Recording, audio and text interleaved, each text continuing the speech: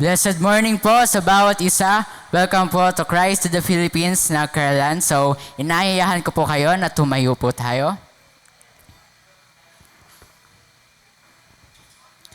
Ayan, and let's put a smile on our faces. So, pwede nyo po bang ngitian ng inyong mga katabi? And let's show love by singing this song, Mahal. Sige po, as we sing this song, pwede po tayong kamayan po natin ang ating mga katabi. Gumala po tayo, kamustahin po natin ang bawat isa, and sabihin po natin sa kanila na mahal natin ang bawat isa sa Panginoon. Ayan, sabihin mo, mahal kita sa Panginoon.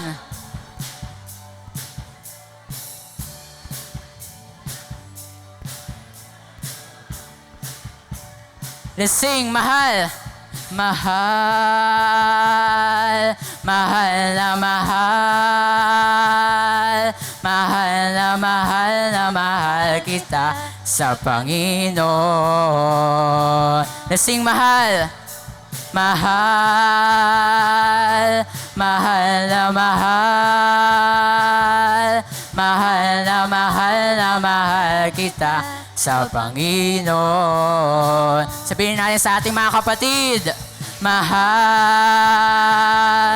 mahal na mahal, mahal na mahal na mahal kita sa Panginoon. Sing, mahal. Mahal, mahal na mahal, mahal na mahal na mahal kita sa Panginoon. Mahal, mahal na mahal, mahal na mahal na mahal kita sa Panginoon. Let's sing again, mahal. Mahal, mahal na mahal, mahal na mahal na mahal kita sa Panginoon. Mahal na mahal kita sa Panginoon. Mahal na mahal kita sa Panginoon. Ayan, palakpakan po natin ang Panginoon. And I invite everyone to close their eyes. Pikit po natin ang ating mga mata. Let's focus ourselves, our mind, our heart to the Lord. Let's acknowledge that He is in this place, He is with us, and He will never forsake us. Let's open up our hearts to Him and receive all the love na binibigay niya sa atin. Because by this, we can love other people. Dahil una niya tayong minahal at patuloy niya tayong minamahal. At ang pagmamahal ay may kasamang kagalakan. Kaya Lord, we pray in this morning, God, we want, Lord, to open up our hearts to you, Lord. Fill our hearts, Lord, with your love, with your joy, Lord. Nawa po ay patuloy kami mag-rejoice, Lord, sa buhay ng bawat isa, sa pagmamahal na binibigay mo sa amin. And dahil sa kagalakan na ito ay hindi namin makontain yung love, i-share namin ito. Ipaparamdam namin ito sa aming mga kapatid. We will confess our sins. We will pray for one another, Lord. Kaya Lord, we pray, Lord, samahan mo po kami ngayon, Lord. Patuloy mong pakinggan ang bawat hinanaing ng puso namin. Patuloy mo kami samahan, O God, throughout the whole service, Lord, naway may ma-receive kami from you, Lord. And hanap-hanapin namin, Lord, yung love mo, Lord. Because when we taste, Lord, and see, Lord, that you are good, Lord, nothing else will satisfy, Lord. So, Lord, we want your love, we want your joy, Lord, in our hearts, Lord. This we pray in Jesus' name. Amen. Palakpakan po natin ang Panginoon. Ayan. It's a joyful morning to everyone. Amen po ba? Amen. Amen. So, again, let's put a smile on our faces. Let's express the joy of the Lord and yung love na ibinibigay niya. And let's sing this song, Joy. Let's clap our hands. And as we sing this song, patuloy po natin namnamin yung mga lyrics that we are free, that we receive love instead of pain, that we receive joy instead of mourning. Let's sing, there's beauty in my brokenness. I've got true love instead of pain. There's freedom though you've captured me. Yes, God, I've got joy instead of mourning. Again, let's sing. There's beauty in my brokenness. I've got true love instead of pain. There's freedom though you've captured me. I've got joy instead of mourning. You give me joy down deep in my soul, down deep in my soul, down deep. You sing, you give me joy. Me joy down deep in my soul, down deep in my soul, down deep in my soul. There's beauty in my brokenness. I've got true love instead of pain. There's freedom though you've captured me. I've got joy instead of mourning. Sabihin natin sa Panginoon, there's beauty in my brokenness. I've got true love instead of pain. Yes, Lord. There's freedom though you've captured me. I've got joy instead of mourning. Sing, you give me joy. You give me joy down deep in my soul, down deep in my soul, down deep in my soul. You give me joy down deep in my soul, down deep in my soul, down deep in my soul. You give me joy down deep in my soul, down deep in my soul, down deep in my soul. You give me joy down deep in, sing down deep in my soul, down deep in. Sing, never been so free. Never been so free, caught in your love for me. Never been more secure, knowing your heart, Lord. Never been so free, caught in your love for me. Never been more secure, knowing your heart, Lord. Never been so free, caught in your love for me. Never been more secure, knowing your heart, Lord. Never been so free, caught in your love for me. Never been more secure, knowing. Sing, never been so free. Never been so free, caught in your love for me. Never been more secure, knowing your. Let's shout it. Never been so free, caught in your love for me. Never been more secure, knowing you give me joy down deep in my soul, down deep in my soul, down deep in. Sing, you give me joy. Joy Down deep in my soul, down deep in my soul, down deep in. You give me joy. Down deep in my soul, yes, Lord. Down deep in my soul, Down down deep in my soul. You give me joy down deep in my soul, down deep in my soul, down deep in my soul. You give me joy down deep in my soul, down deep in my soul, down deep. Sing, never been so free, never been so free, caught in your love for me. Never been more secure, knowing. Never been so free. Never been so free, caught in your love. Never been more secure, knowing your heart, Lord. Never been so free, caught in your love for me. Never been more secure knowing your heart, Lord. Never been so free, God, in your love for me.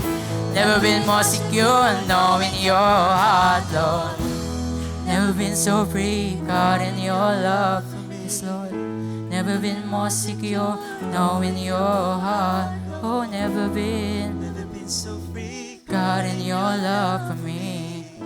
Never been more secure knowing your heart, Lord. Never been so free, God, in your love for me. Never been more secure knowing your heart, Lord. Yes, God.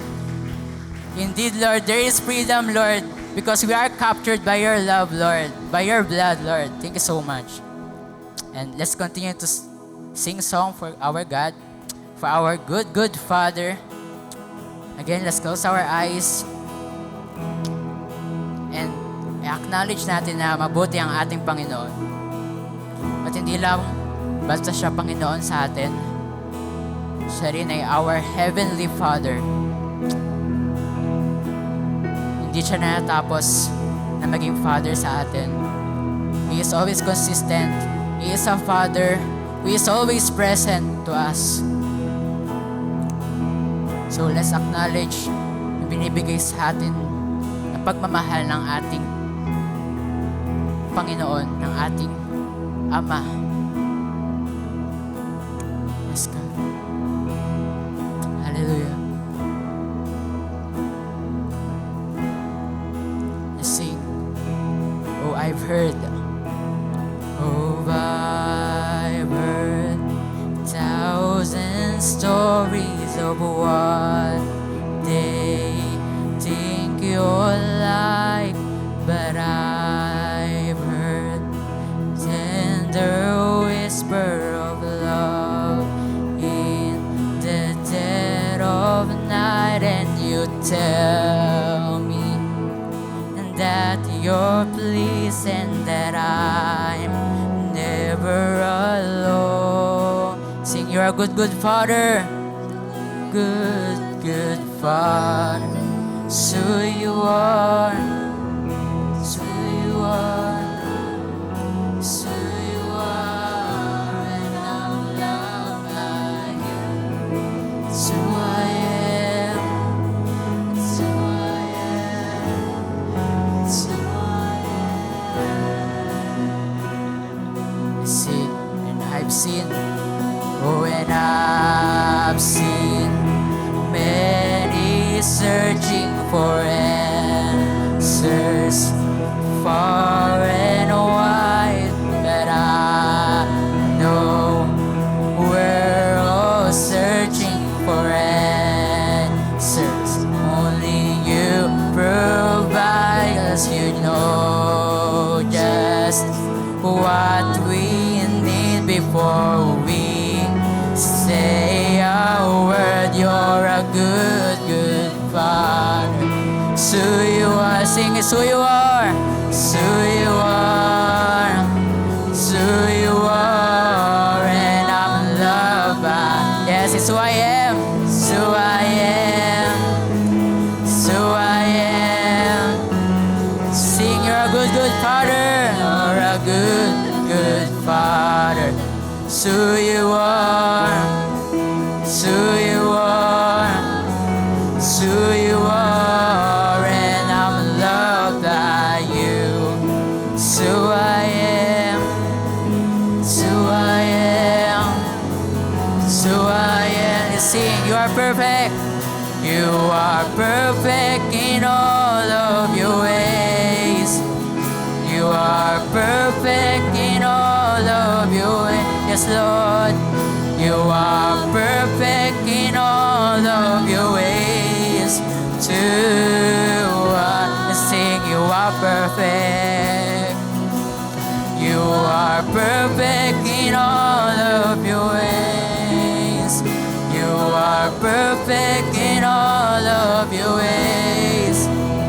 You are perfect in all of your ways to us. Let's sing, oh, it's love, so undeniable. I can hardly speak. Peace, peace, so unexplainable. I can hardly think as you call me, deeper still as you call me. Sing as you call me, as you call me, deeper still into love. Sing love, love, love. You're a good, good Father. It's who you are, it's who you are, it's who you are, and I'm in love by. Yes, that's who I am, it's who I am, it's who I am, it's who I am. You're a good, good Father. Sabihin natin sa Panginoon, it's who you are, it's who you are, and I'm loved by you. It's who I am, it's who I am, it's who I am. You are perfect in all of your ways. You are perfect in all of your ways. You are perfect in all of your ways too. Yes, God, you are so perfect. Your love is perfect. You are perfect in all of your ways. Yes, Lord. You are perfect in all of your ways. You are perfect in all of your ways too. Let's sing, you are perfect. You are perfect in all of your ways. You are perfect in all of your ways. You are perfect in all of your ways too. Let's sing, continue to sing, you are perfect. You are perfect in all of your ways. You are perfect in all of your ways. You are perfect in all of your ways too. You are perfect. You are perfect in all of your ways. You are perfect in all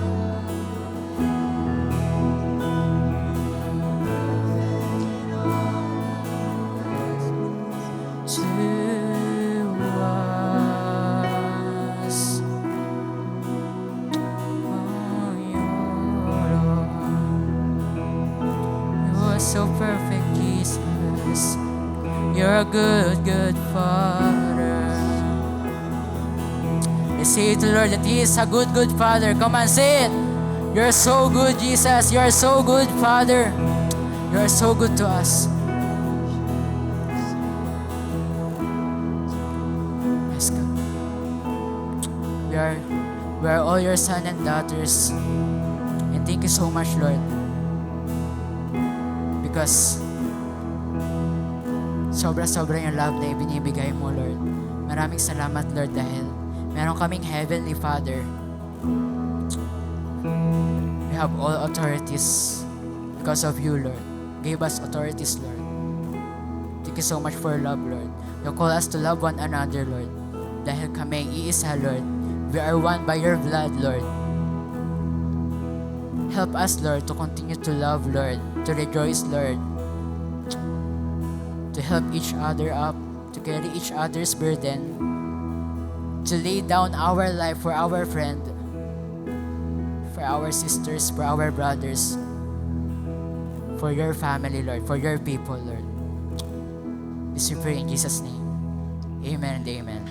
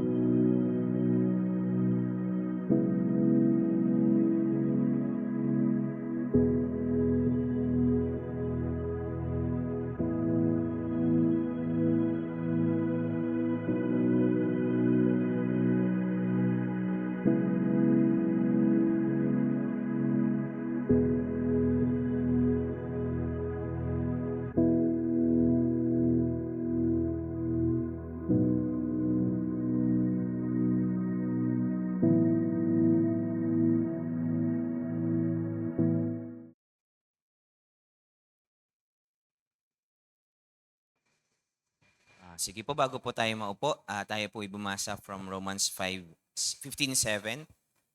Ito po ang ating text for this Sunday. Basahin po natin ng sabay-sabay. Accept one another then, just as Christ accepted you in order to bring praise to God. Sa Tagalog, basahin po natin ng sabay-sabay. Kaya tanggapin ninyo ang isa't isa kung paanong tinanggap kayo ni Kristo upang luwalhatiin ang Diyos. Tayo po'y manalangin. Lord, once again, we just want to praise you and thank you dahil muli dumaan ang isang linggo at patuloy kang nagpala sa amin. Salamat na hindi mo kami tinitigilan, Panginoon, na mahalin despite of all our shortcomings. You continue to prove that your love is from everlasting to everlasting.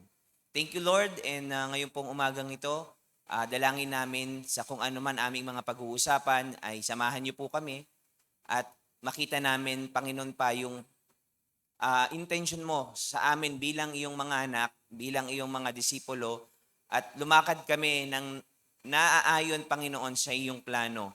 Hindi lang bilang mga individual, kundi bilang mga pamilya, bilang isang pamilya, Panginoon, na patuloy mong pinag-iisa, patnubayan niyo kami, Panginoon, at hayaan mo na maging isa kaming community wherein ma-reflect talaga yung pag-ibig, yung grace, but at the same time, yung truth ay talagang maipamuhay at maipakita namin as a community. Thank you, Lord. We commit to you our time together. This we pray in Jesus' name. Amen and amen. Tayo po'y makakaupo na. Praise the Lord. Muli, isa pong pinagpalang umaga sa bawat isa sa atin. So, bago po tayo magsimula, can we flash our mga recent activities? I-disconnect ko lang pala ulit yung aking... So, palakpakan po natin ang Panginoon sa kakatapos lang po na prayer and fasting. Palakpakan po natin ang Panginoon. Do we have pictures? Yan. Salamat po sa patuloy na sumama sa pananalangin. Ang puso ko po yung nagagalak dahil hindi lang dahil sa attendance, kundi nakita ko na for the past years, nakita natin na nakikita na natin yung halaga ng pananalangin. Because ever since po na nag-start ako, siguro 9 to 10 years ago, ang pag-prayer and fasting talagang ano yan kalimitan, bilang na bilang mo lang ang pupunta. Pero nakakatuwa at ito pong nakaraan, nag-average tayo ng 80 to 90 attendance. Palakpakan po natin ng Panginoon. At gaya nga po nung panghuling challenge ko nung Friday night, ay talagang prayer is the real work. Prayer is the work. At kung hindi tayo luluhod sa Panginoon, at magdedepende sa ating mga sariling kaisipan, hindi malayang makakagawa ang Panginoon sa ating mga buhay. Kaya salamat po sa inyong patuloy na pananalangin at natapos po yung 3 araw na prayer and fasting. Pero again, ang goal po natin sa prayer and fasting ay hindi matapos yung 3 araw na yon, kundi talagang pagkatapos nun, anong gagawin ko pagkatapos nating manalangin? Or anong gagawin natin pagkatapos nating manalangin? At hindi rin naman natatapos, of course, ang pananalangin, pero we pray so that we hear from God. We don't pray just to ask something from God. We pray so that we could hear Him, relate with Him, know His will, know His ways, know His words, so that we can live a life worthy of Him. Amen po ba? Ang Panginoon natin ay hindi genie. He is Lord. Liting ko po, ang Panginoon natin ay hindi genie. He is Lord of all. And He owns us. And He loves us. So, salamat po. At kahapon din po ay naganap ang another ministry community meeting. Ayan, salamat po. Ayan, kasama din po natin ang ating butihing pastor at Ate Maloy kahit po ay sila po ay nag-honeymoon. Opo. Hindi, bilo na. Meron po silang apostolic ministry. Pero kahit ganun po, ay patuloy po natin silang nakasama. At salamat po din sa lahat ng leaders at ministers na sumama. Dahil po, finalize po natin yung mga arrangement for the upcoming Cross Current series. Sabi ko po sa inyo, itong month of June ay introduction pa lang para sa gagawin nating series ng July and August. Sa July and August, merong konting pagbabago o magbabago sa programa ng ating Sunday service. Una, mawawala na po tayo ng live coverage. Hindi po tayo magpapalabas po sa Facebook. Yun yung una. Dahil po, you will hear testimonies, a lot of testimonies from people na binago at minahal ng Panginoon at kinatag po ng Panginoon.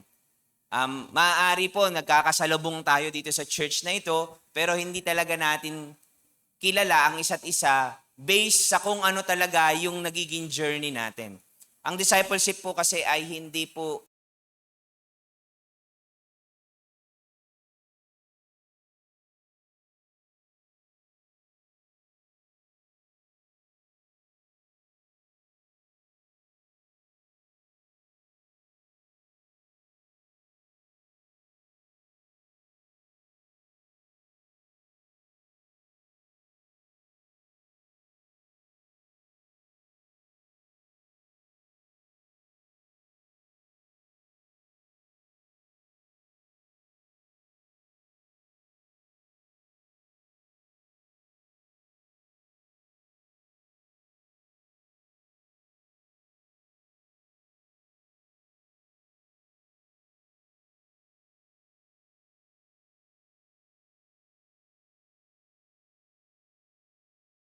people. And then from there, small group na po yun. Ang pinakang pupukusan natin is small group meeting. So, ang request ko po sa inyong lahat ay dumating tayo every Sunday ng maaga at para talagang prepared tayo, makinig at saka makatagpo ang Panginoon sa pamamagitan din ng community. So, meron na tayong pre-arranged group. Yung mga leaders na po ninyo ang mag-i-inform sa inyo. Mga D-groups din naman po yung magkakasama sa group. Meron lang konting pinagsama na at saka pag yung malalaking grupo medyo break lang. So, meron yung po mga visitors, wag po kayong mag-alala, i-assist po kayo ng mga ushers para po dito. But later on, mas bibigyan ko pa po ng konting orientation patungkol po dito. Pero ano po ang mas i-expect natin for the upcoming 2 months? Gaya po ng napag-usapan natin, yung first Sunday ng June, pinag-usapan natin is about wounds. We talk about the wounds that we carry, the pains that we carry, the sins and the struggle na nagpapabigat sa ating takbuhin bilang mga Kristiyano. So, we will be talking a lot of that sa August and July and August. We will be also confessing our sins to one another. Again, hindi po kasi, yung preaching po kasi, makikinig tayo, of course, may matututunan tayo, pero iba pa rin yung ina-apply. At i-apply po natin yan for the next 2 months. So we'll do a lot of confession and sharing. And then, we will do it in a community. Yun nga, alam ko po na regular naman na ang ating mga small group. Ngayon, yung meron lang inactive at mga hindi pa ganun nakapasok po doon, pag-pray po natin at desisyonan po nating mag-commit. Kagaya po ng message last time, we need to be intentional in our commitment. At healing, transformation happens when we face the reality. So kapag hindi talaga natin hinaharap yung realidad ng ating kondisyon sa harapan ng Panginoon, ay wala pong magbabago. So kaya let's have faith na talagang tutulungan tayo ng Panginoon sa journey na ito. Gusto ng Panginoon na tayo po ay maranasan natin yung buhay na ganap at kasiyasiya. And ayaw ng Panginoon na tayo'y parang, alam mo yun, nagsusurvive lang sa mundong ito. We live one day at a time. Hindi po yun ang plano ng Panginoon sa atin. Ang plano ng Diyos ay talagang mabuhay tayo ng punong-puno ng purpose, ng kagalakan, despite hindi mawawala yung challenges, pero yung kalidad ng buhay. Hindi po tayo ginawa ng Diyos para lang, araw-araw isipin ang bayarin, araw-araw tumugon lang sa mga responsibilidad na nakaata sa atin. Gusto ng Panginoon na ma-experience natin a kind of life that is truly meaningful. Yung may peace at may joy. Yung relationship sa Kanya at yung relationship sa mga tao ay ganun na lamang na talagang punong-puno ng pag-ibig. So, kaya ngayon po, panghuling topic as we prepare for the upcoming Cross Current series ay meron pong pinamagatan na creating a safe place.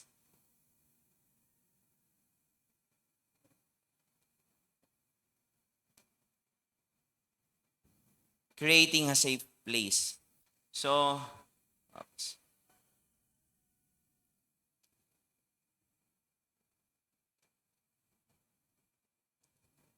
Bakit mahalaga po ito? Tandaan nyo, sa mga nakaraan po na mga mensahe, ang isa pong kalaban talaga natin ay hindi lang yung kasalanan, kundi yung nadudulot ng kasalanan sa atin. When we fall short of the standard of the Lord, when we commit sins, ang unang tendency, kagaya ng ginawa ni Eden at ni Eva, ay tayo po ay magtago. At bakit tayo nagtatago? Dahil sabi sa Genesis, nakita nila na sila'y hubad and then kinover nila yung kanilang sarili. Bakit?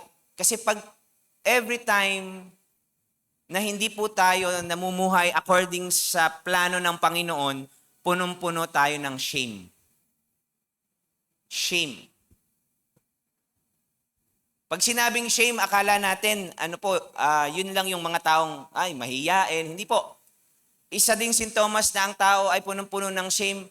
Sila yung mga taong kailangan mag-perform sa harap ng iba para ipakita na they are okay all the time. Pero ang totoo, they don't want to show yung kwarto na marumi. Di ba? Parang lagi nating in-illustrate na yan for the past weeks. Ang shame po ay talagang napakahirap i-break. Maraming dahilan, di ba?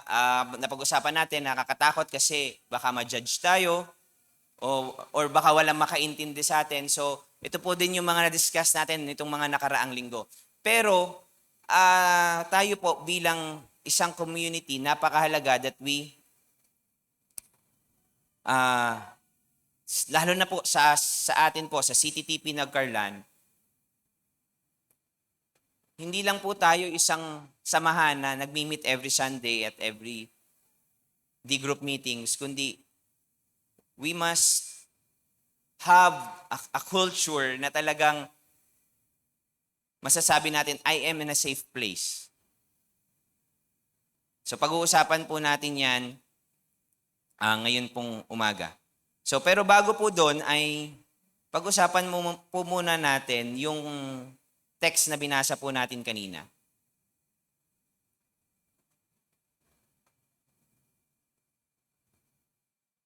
Wait lang po ha. Hindi ko makita yung notes ko kasi extend natin. Ayaw pa rin. Yan. Wait lang po.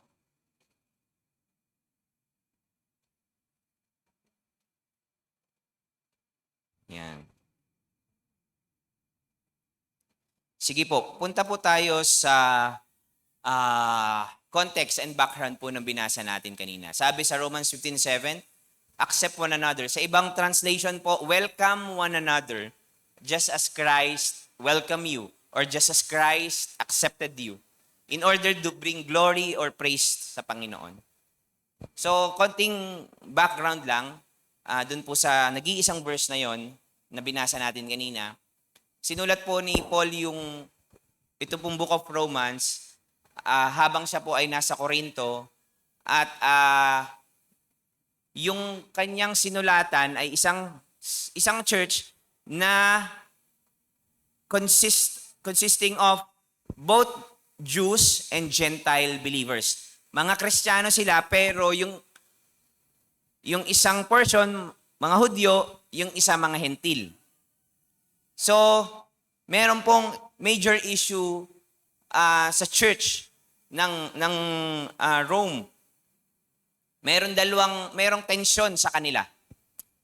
Dahil yung mga Jewish, yung mga Hudyo, meron silang certain tradition, laws, na, Kristiyano na sila, they believe na in Jesus, kaya lang dala pa rin nila yung kanilang mga tradisyon. Pero again, sinabi ni Paul na sila ay mga Christian, sila ay mga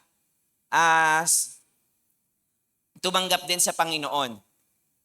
But on the other hand, merong mga Gentiles na siyempre, hindi nila ginagawa yung ginagawa ng mga Hudyo. So, may dalawang kultura sa loob ng isang simbahan na nagbabanggaan.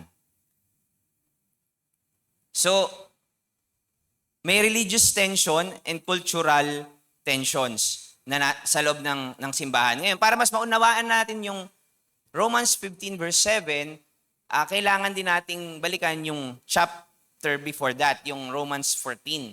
At sa Romans 14, makikita po natin na may ina-address si Pablo na disagreement. Disagreement saan? Saan sila hindi nagkakasundo? Meron pong mga kumakain ng gulay, hindi kumakain ng meat, ganyan.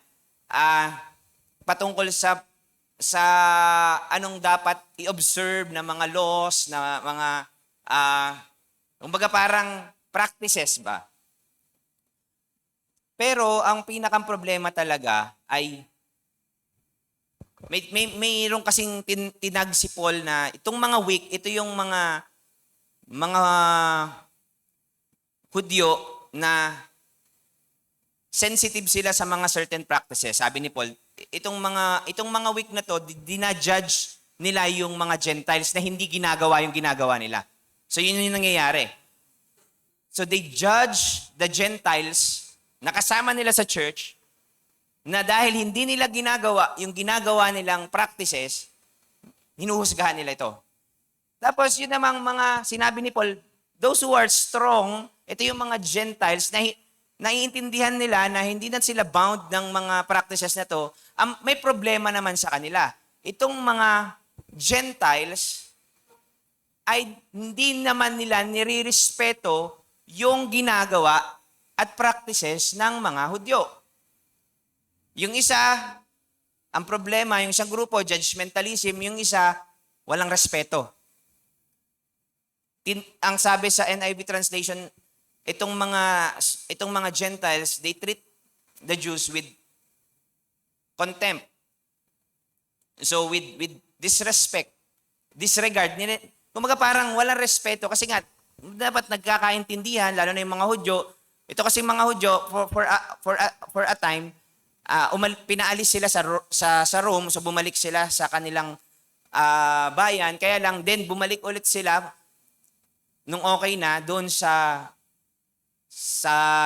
Rome, mga Gentiles doon. So, syempre may mga dala talaga silang mga nakasanayan.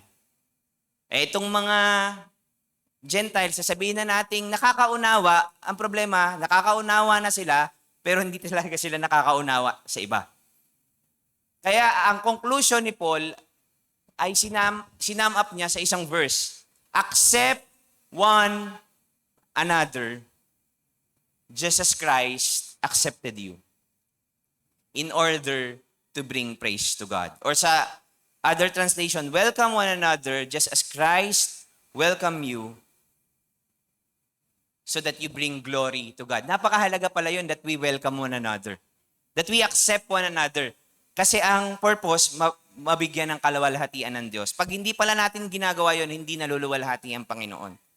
So sabi ni Pablo, rather than mag-argue sa mga issues na ito, ang mga mananampalataya, whether galing ka sa Jewish background or ikaw ay Gentiles, tanggapin niyo ang isa't isa. Huwag kayong maghusgahan. I-pursue niyo yung peace and mutual edification. Magpalakasan kayo at bear one another in love. So, Romans 15:7 concludes the discussion patungkol sa mga issues na pinag-uusapan sa church. Again, ang command, i-accept nyo yung isa't isa. Sabihin nyo nga sa katabi nyo, tinatanggap kita, kapatid. Tapos, sumagot yung kabila, wala kang choice. Tanggapin mo ka na. Pero ang standard ay ganito, bakit kailangan nating i-welcome at tanggapin ang bawat isa? Ang standard, kung paano tayong tinanggap ni Jesus. Kung na-realize natin na tinanggap tayo ng Panginoong Jesus, tayong makasalanan, bulok, palpak, pero mahal tayo ng Panginoon. Higit pa ba tayo sa Panginoon? Siya nga tinanggap tayo, tapos tayo ay tumanggap sa iba. Kaya dito po sa church na ito, we will be providing a safe place para sa mga broken sinners na katulad natin. At ipapakita natin na kung paano tayong minahal ng Panginoon, ganun na din natin mamahalin ng bawat isa. Amen po ba?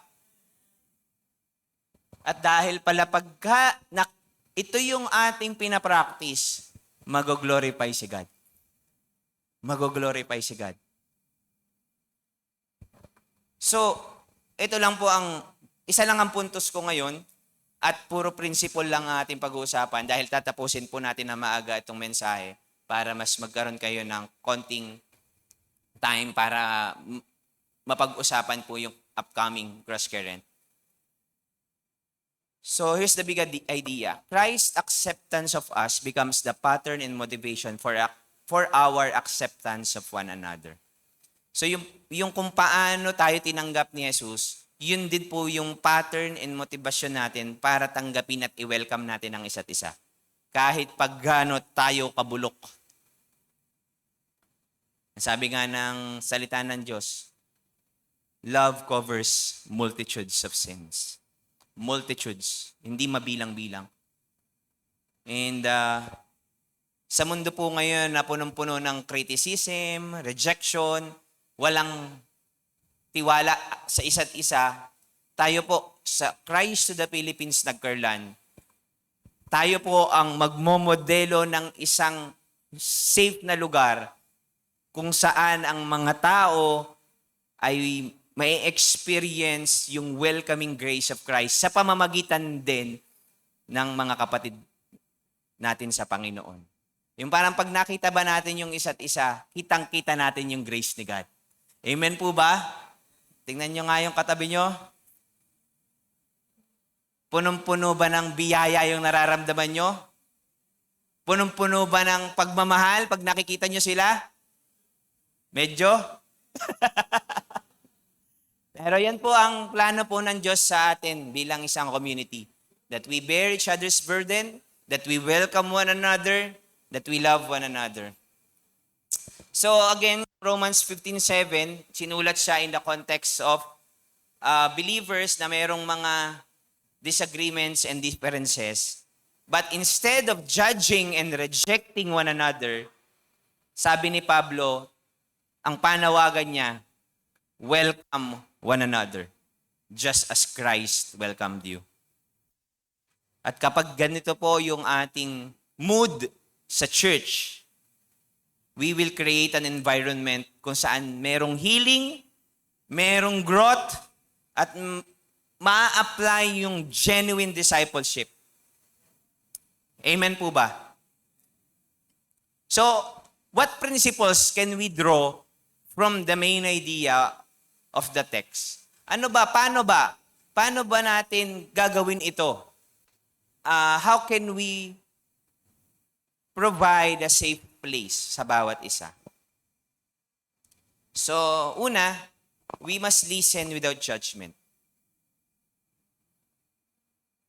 Hindi po maling mag-judge. Ang sabi nung iba, huwag tayong judger. Ang mali po ay judgmentalism. But we are called to judge with the right judgment. Ang mali ay yung judgmentalism. Ano pong pinagkaiba? Pagka sinabi ng Bible, murder is wrong, at sinabi natin, murder is wrong, hindi po tayo nagja-judge. Hindi po tayo nagiging judgmental. We are saying the fact and the truth. We are judging with right judgment. Ang judgmentalism ay nakita mo yung isang taong nagkakasala and then nag-conclude ka na. Walang pag-asa to, impyerno to kasi wala talaga. So, iba po yung making the right judgment sa being judgmental. So, ang pinag-uusapan natin dito, as we welcome one another, we listen to one another with that open ears, with an open heart, na talagang marinig natin at makita natin at maunawaan natin na saan nanggagaling ang mga tao. Minsan may mga batang lumalaki na ang judgment natin napakapasaway, magulo, kulang sa atensyon. Parang, ang kulit-kulit naman ng mga batang ito. Minsan ganyan yung mga statement natin pag nakakita tayo na talagang pilyo, kung ano-anong ginagawa, tapos medyo, minsan may mga bata makakasalubong ka, bargas, yung talagang, madali nating i-judge yun. Yung batang ito talagang, tapos minsan damay pa yung mga magulang siguro nito. But, tama naman, in one sense, di ba? We observe. Pero hindi natin alam naman talaga kung anong background nito sa loob ng bahay.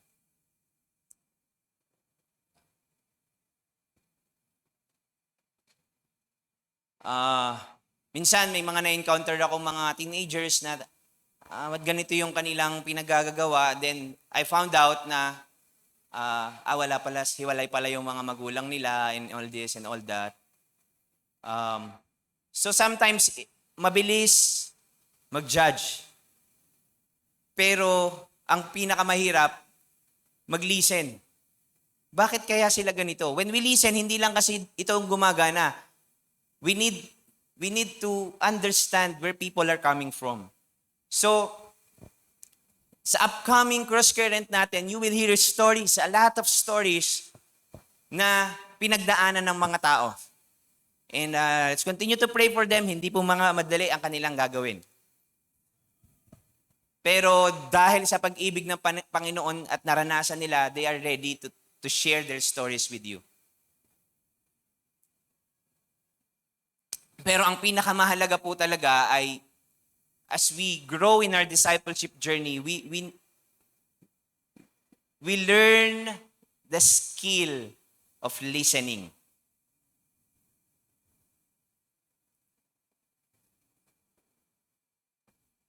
So as we welcome one another, we must listen to one another. So practical application, we must listen to understand. Diba? Minsan, we listen para mag-reply. Diba? We listen para, bagay sa kanya tong verse na ito. Pero we don't really listen. Period. Mahirap po na practice yan. Pero as we grow deeper in our discipleship journey, ano talaga siya? Malelearn mo siya by practicing. Wala tong sa akin, personally, hindi mo talaga siya matututunan ng by reading the books eh. You need to learn to do it ng paulit. You need to listen to people. When you listen to people, you will know how to respond to them properly. So, ayun, avoid quick conclusion and assumptions. So, sa mga gagawin po nating series ay may maririnig din kayong mga storya sa harapan. Huwag nyo na pong hanapin kung wag nyo na pong, di ba, may marinig kayong testimony. Ang pakinggan nyo, yung sinasabi ng Diyos sa inyo, wag nyo nang isipin, sino kaya yung sinasabi nung nagte-testimony? Wag na tayong mausyoso. Ang goal natin is that we really hear from God. We really need to know where we are in our relationship with God. So avoid quick conclusion and assumption. Pag narinig nyo yung mga kasama nyo sa grupo, ang isipin nyo ay talagang, we just need to provide a safe space for us to confess and to share our stories, pero wag tayong magko-conclude. Diba? Pag narinig natin yung kwento for the first time, di ba? Yan ang madalas na sa mga ikot po namin sa mga churches, sa retreat, sabi, tagal na namin magkakilala, ganyan pala ang kwento mo. Yan yung lagi nila sinasabi. Alam mo kung bakit? Kasi napaka-religyoso natin eh. Napaka-superficial. We go to church, we attend, nagsusot tayo ng magandang damit, sa Bible study, pagalingan tayo, paramihan tayo ng alam. But we don't really care for one another. Hindi yun yung gusto ng Panginoon. So avoid quick conclusion and assumptions and give people room to share their struggles honestly. So mamaya, bibigyan kayo ng ilang guidelines ang inyong mga leader for our preparation po sa upcoming Cross Current. Second principle, para talaga makapag-provide po tayo ng safe space ay speak truth with love. Bakit kasali to? Again, nasa journey pa rin tayo ng grace and truth. Ang goal ng sharing and confession is that for us to lay down every weight and every sin that easily entangles us. Ibig sabihin, tayong mga Kristiyano, kahit antagal na natin, minsan hindi pa rin, mabagal din ang ating paglago. According sa book ni Neil Anderson na Victory Over Darkness, meron lang siyang sinabi. Siya ay isang disciple maker, pastor, and counselor at the same time, professional counselor. Kung kayo po yung leader, you may want to read his book. Sabi niya, dalawa lang ang rason bakit ang mga tao ay hindi lumalago sa Panginoon. Una, they are not alive in Christ. Second, they are not free in Christ. But if they are alive and if they are free in Christ, ang sabi niya, you watch them grow. Minsan pag tayo mga leaders, parang kinukuha natin yung role ni Jesus. Tayo magpapalago. Tayo mag-fix. Gagawin natin lahat ng strategy. Pero ako, nag-agree po ako doon sa statement na if people are alive and free in Christ, panonoorin mo lang silang lumago. Tayong mga leaders, we will just facilitate their growth. But it is God who brings growth. Pero kailangan i-process yun. Marami tayong, kailangan talaga nating ma-encounter ang pag-ibig ng Panginoon. Dapat talaga tayong mabigyan ng panibagong puso. Pero tayo na kumilahala naman sa Panginoon, marami-rami tayong dala. Kaya ang bagal ng ating pag-usad. Kaya napakahalaga na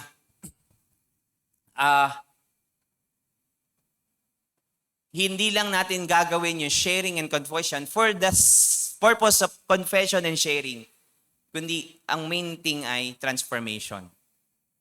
Sabi po natin, di ba po, dun po sa second Sunday, napakahalaga that we confess our sins to God para makareceive ng kapatawaran. Pero sinabi din sa James 5:19 na, we confess our sins to one another so that you will be healed. Magkaiba yung pagtanggap ng kapatawaran, magkaiba yung patuloy na nakakaranas ng kagalingan. Kahit pinatawad na tayo ng Diyos, pero maraming mga Kristiyano naglalakad sugatan. Kaya kahit, di ba parang, tayo kasi mga Kristiyano para po tayong sundalo. Ipapadala tayo ng Diyos sa laban. Pero kasi parang ganun yan eh, go and make disciples of all nations. Sige Lord, obey, I will obey. Pagdating sa labanan, laging talo. Bakit? Ikaw ba naman, sumaba ka sa laban, ang dami mong sugat. Hindi ka pa nga natatamaan, sugatan ka na. Maraming mga Kristiyano, kaya makita po natin, di ba? People come and go sa church, they serve, and then they nabe-burn out, tapos lingkod, alis. Because ang daming hindi na-work out at naproproseso sa kanilang mga buhay. Kaya hindi tayo talaga makalaban ng tamang laban dahil lumalaban tayong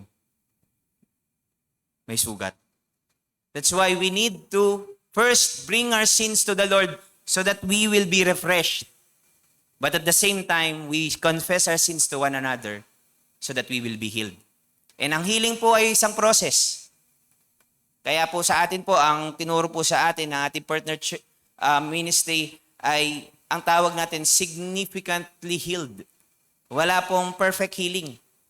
Kasi ang healing is also a fruit of sanctification. As we grow in Christ, diba? Nauunawaan na natin yung sarili. Ay, kaya pala ako ganito, kaya pala meron akong anger issue, ganito pala yung... Ngayon, alam mo na yung triggers mo, alam mo na ngayon kung paano mo makokontrol lang yung sarili sa pamamagitan ng spirit ng Panginoon. Pero pag hindi natin alam, wala, hindi natin alam. That's why, napakaganda po na we balance. Yes, we welcome one another. Hindi lang tayo magsasabihan, pero we will point each other to the truth. Kasi po, hindi rin po safe ang isang lugar kapag hindi natin pinansin ng kasalanan. Nakaka-harm po yan. Kaya again, we welcome one another, we don't judge one another, but we confess so that we will fight sin together. Pero hindi natin pwedeng i-ignore ang sin. Kasi hindi safe ang isang lugar na hinahayaan nating mapahamak ang mga tao. But we first need to know each other so that malaman natin anong laban ng ating pagsasamahan. So, as we welcome one another, we welcome each other dahil tayo po ay makasalanan. So anong pattern nito? Jesus welcomed sinners. He ate with sinners. Ganon din po yung gagawin natin. Pero, hindi po hinayaan ni Jesus na manatili ang mga tao doon. At in-encourage niya at tinawag nila to repentance and transformation ang mga tao. Kaya, Jesus is full of grace and truth. So, may mga pagkakataon that we need to correct one another with gentleness rather than harshness. We will speak, we will share, we will confess one another to one another, not to shame o pag may mga confession at may mga i-share, hindi po tayo manghihiya. Kundi ang goal po natin ay talagang ma-restore yung bawat isa at lumalim sa kaugnayan sa Panginoon. So we need to balance the grace and truth. And pangatlo, last, to create a safe environment, we must cultivate trust and confidentiality. Jesus welcomes us completely and faithfully. Kaya ganun din po tayo. In order to provide a safe community,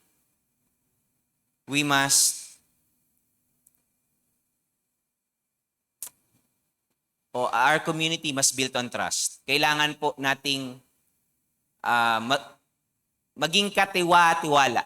Yan. Ang isang totoong safe na lugar ay yung hindi ka matatakot kasi you know na yung mga tao dito ay mapagkakatiwalaan.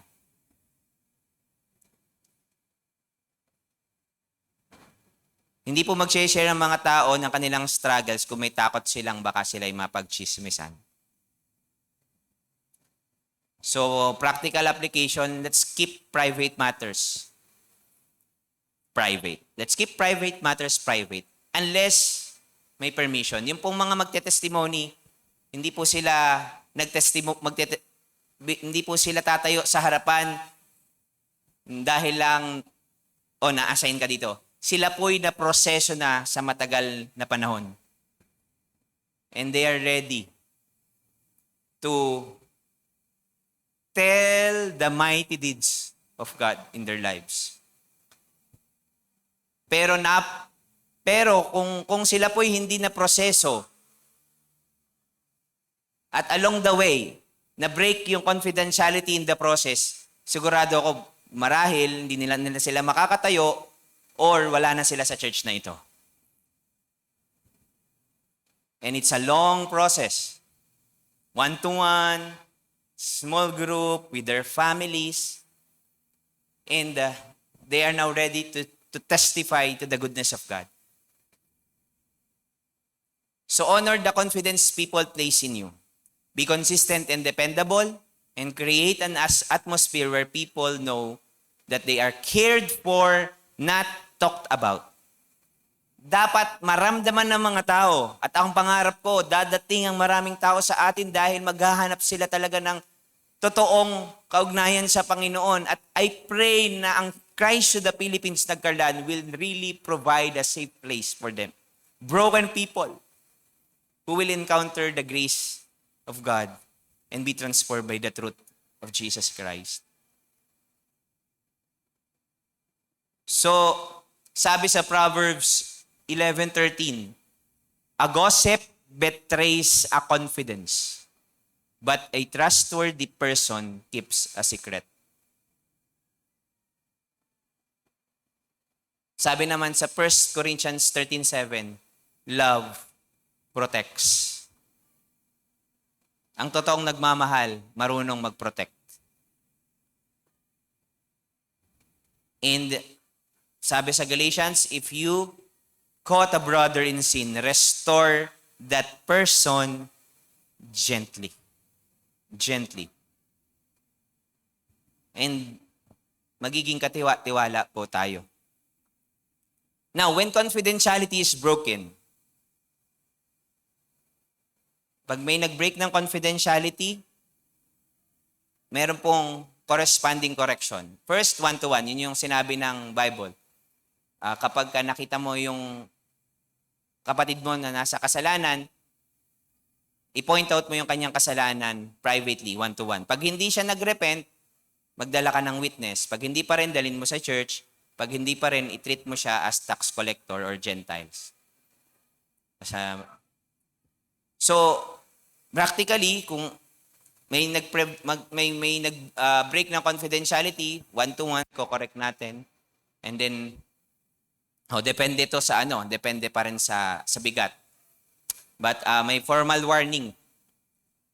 At kung kailangan, tatanggalin sa ministry roles, small group at the same time.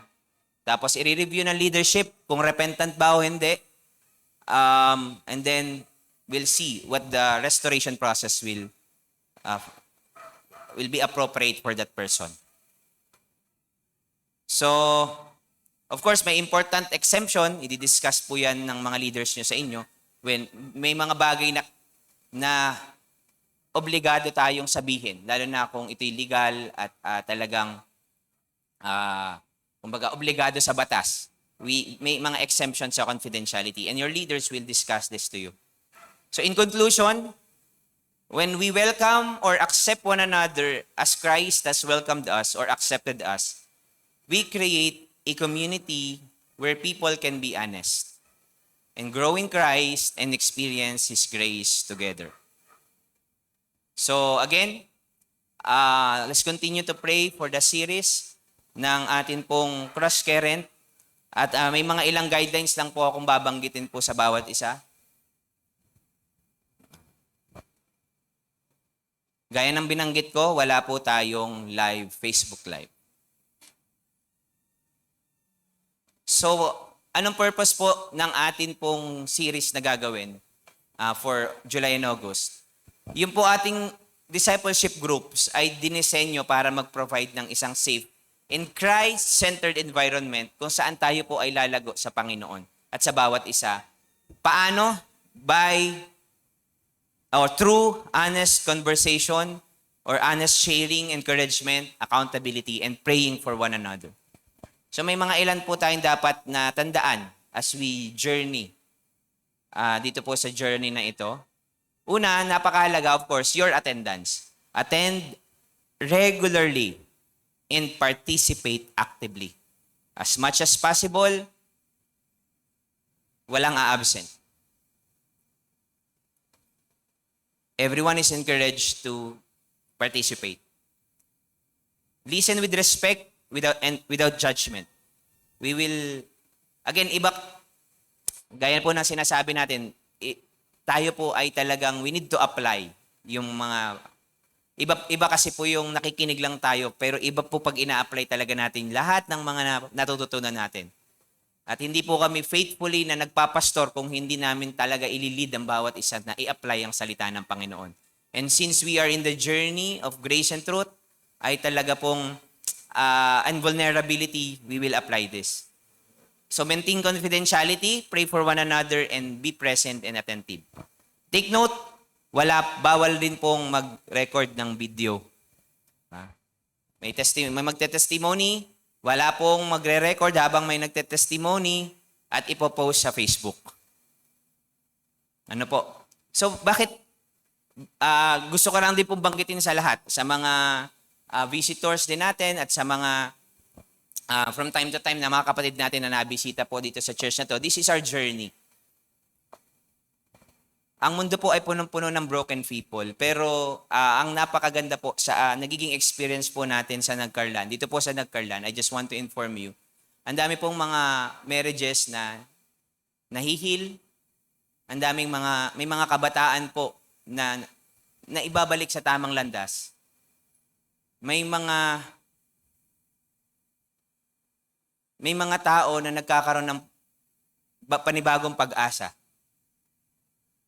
Again, ang salita ng Diyos ay totoo at buhay. At makikita niyo po yung mga ebidensya na yan sa mga tatayo sa harapan sa mga susunod na linggo. At gusto ko pong sabihin sa inyo na totoo ang salita ng Panginoon. At gusto po nating ma-experience lahat ng ito. We don't want to do, the religious thing. We want to be real before God. Ang sabi nga ni Pastor Ben Kim, in order to have real relationships, we must be real. So, may mga ilang guidelines lang po at i-remind po yung mga leaders, patuloy po nating i-remind ang bawat isa. Again, no video recording. No video recording. As much as possible, wag na rin yung po akong picturean o yung mga preacher, wag nyo na pong picturean. Kasi minsan, may picture, tapos nandito yung mga sinabi din. May caption. Although gets ko naman, okay lang yung mga preaching. Pero sa mga susunod na linggo, magiging sensitive po kasi ang ating sabi nating sessions.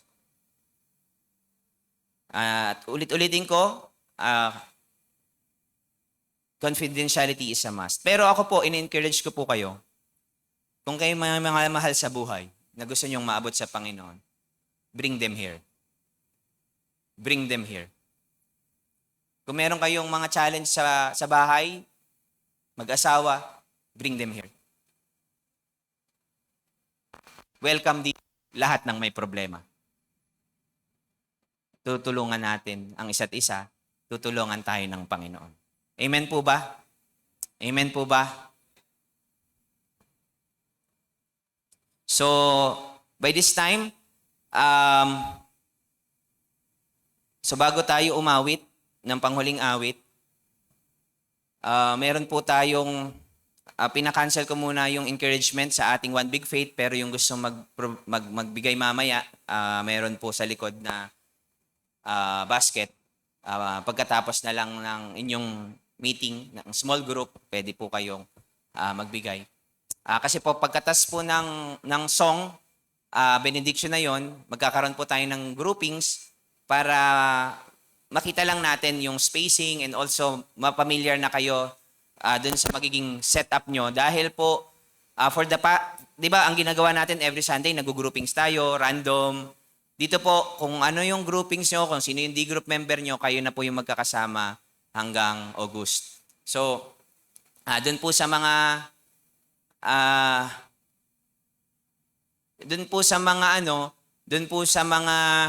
sabihin natin na mga visitors natin, wag po kayong mag-alala. Kakausapin po namin kayo, and if you want to be part of this journey, you are free. Kakausapin po namin, may mag-a-assist po sa inyo. And dun sa mga, sabihin na natin, wala pang active D group talaga, na hindi talaga nami-meet on a regular basis, kakausapin din po namin kayo. And if you want to join us, again, we will not force you, but if you want to know God and to grow in your relationship with God and to other people, I encourage you to be part of this journey. So, sa small group mamaya, after our song, siguro pwedeng umakyat na yung worship team. I-discuss po yung confidentiality policy ng inyong mga small group leaders or D group leaders. And then ganito po yung, wala po muna mag-share. Ang gagawin nyo lang after ma-orient kayo ng leaders nyo ay mag-share lang kayo ng isang word. Isang word lang ha, hindi isang sentence, hindi isang paragraph, hindi isang essay. Isang word na gusto nyo pong ipag-pray for the next 2 months. Ano yung gusto mong i-deal ni Lord sa'yo? One word, example. Family. Myself, one word. Peace. Joy. Pain. Bahala po kayo. At mag-pray po kayo sa bawat isa. Okay po ba yun? May mga first-timers po ba tayo? Ngayong araw na to? Wala po. So, sige po. Mamaya po, habang pagkatas po ng ating closing, ay may mag-a-announce po nung locations. At pag po natapos na tayo ng song, benediction na po yun, may konting orientation lang, and then mag-groupings na kayo. Pagkatapos yun ng session, ng groupings at ng prayer time, pwede na po kayong umuwi. Bahala na po kayo. Hindi nyo na po kailangan bumalik dito, ay may closing prayer pa tayo, walang ganun po. So bahala na po kayo. Kasi po sa mga susunod na linggo, our small group time will be 30 minutes to 1 hour. Ganun po kahaba. At kanya-kanya na po yung uwian. So ngayon po, pagkatapos po ng ating closing song and benediction, mag-groupings kayo, and then kung anong oras kayo matapos, pwede na po kayong umuwi. Okay po? And again, sa mga visitors natin, we welcome you if you want to be part of the journey. Okay lang po yun. We will accommodate you, but we will not force you if you prefer not to. So sige po, tayo pong lahat ay tumayo at tayo po ay umawit.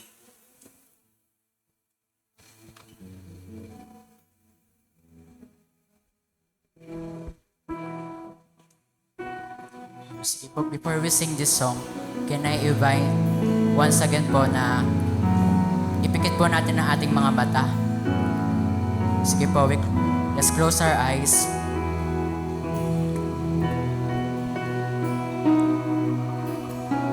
This is our time to be real sa Panginoon.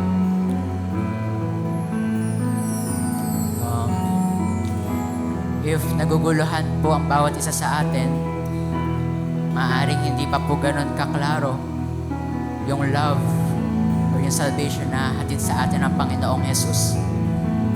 I invite you all to be real sa Kanya, to ask Him questions, real questions, and expect God to speak sa atin. And as we sing this song, let's continue po to acknowledge His love towards to us.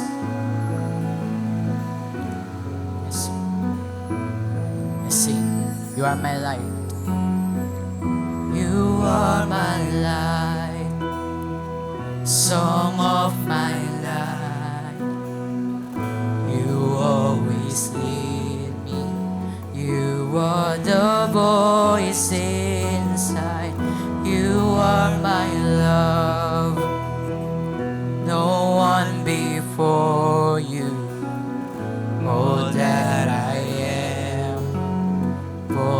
into you, and I was made by you. Yes, God. And I was made for you, and I am unfulfilled without full communion. Sing once again, you are my light. Sing, you are my light, song of my life. You always lead me. You are the voice. Sing, you are my love. You are my love. No one before you. All that I am points to you, and I was made by you. Sing, I was made for you, and I was made for you. Sing, I am unfulfilled, and I am unfulfilled without full communion. I was, and I was made by you, and I was made for you, and I am unfulfilled without full communion. And sing, since your love got a hold of me, since your love got a hold of me, I'm a new creation, I'm forever changed. Since your love got a hold of me, since your love got a hold of me, I'm a new creation, I'm forever. Since your love got a hold of me, since your love got a hold of me, I'm a new creation, I'm forever. Since your love got a hold of me, since your love got a hold of me, I'm a new creation, I'm forever changed, and I was made by you, and I was made for you, Lord, and I am unfulfilled without full communion. We were made by you, Lord, and I was made by you. Oh, for you, and I was made for you. I am unfulfilled, I am unfulfilled without full communion. Again, let's accept the love of Christ.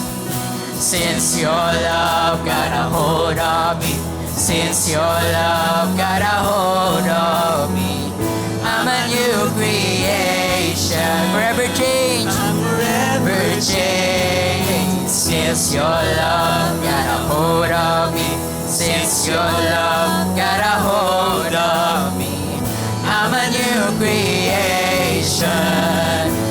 Since your love, Lord Jesus, since your love got a hold of me, since your love got a hold of me, I'm a new creation, I'm forever changed. I was made by you,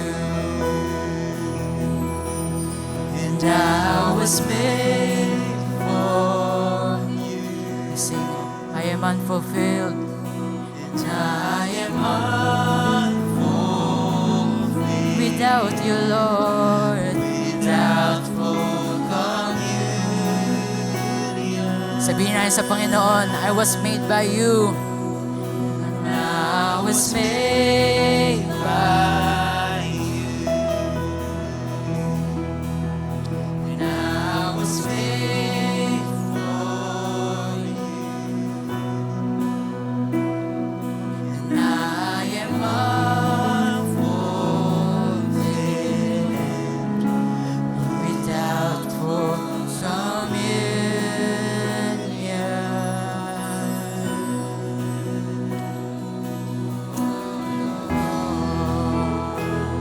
Yes, Lord, we were made by you. Yes, Lord, yes, Lord. Hallelujah. Your love, Lord. I am free, Lord, because of you. Let's sing praises to the Lord. Thank you so much for your love, Jesus. Thank you for setting us free, Lord, from all the bandages, from the burden of the past, Lord, for our sins, Lord, and shames, Lord. Thank you so much, Lord. You are all our need, Lord. You are all we need, Lord. Because you are our bread, you are our life, you are our everything, Lord. You are all we need, Lord. Yes, God. You're my bread, you're my life, you're my everything. In you is all I need. You're my bread, you're my life, you're my everything. In you is all I need. You're my bread, you're my life, you're my everything. In you, yes, God, your love is all we need. is all I need. You're my bread, you're my life, you're my everything. In you is all I need. You're my bread, you're my life, you're my everything. In you is all I need. You're my bread, you're my life, you're my everything.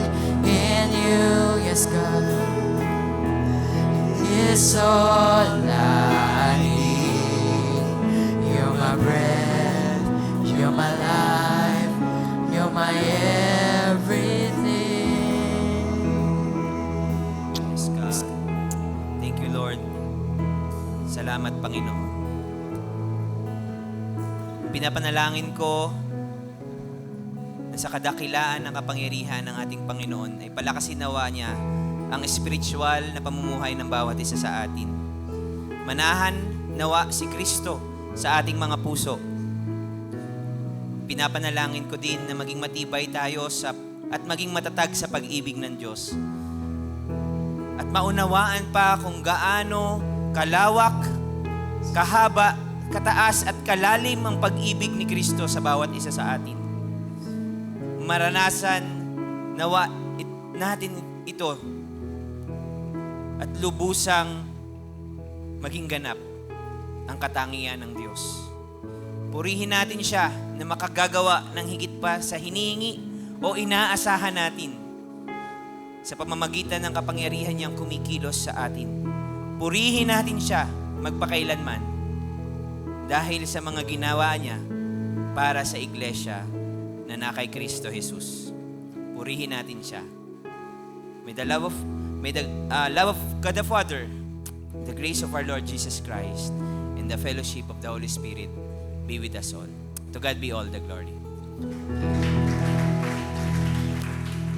Sige po, maupo muna tayo saglit at mayroon lang konting announcement si Ate Ninya para po sa location lang kung saan po kayo pepesto ng inyong mga kagrupo. Tapos yung pong ibang hindi po ninyo alam, ang inyo pong groupings ay ang ushers team po ay lalapit sa inyo at iaayos po natin. At ngayon, kung medyo kayo po ay nag-iisip pa, pwede niyo po kaming lapitan at kung ano lalo na yung mga bisita po natin, kung ano po ang inyo pong plano sa oras na ito. Sige po.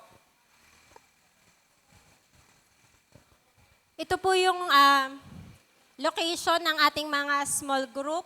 So makinig na lang po yung leaders and yung leaders na lang po yung bahalang tumawag dun sa kanyang mga members.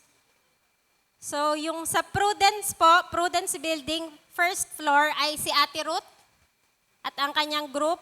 Sa Prudence, second floor ay si Ate Abigail.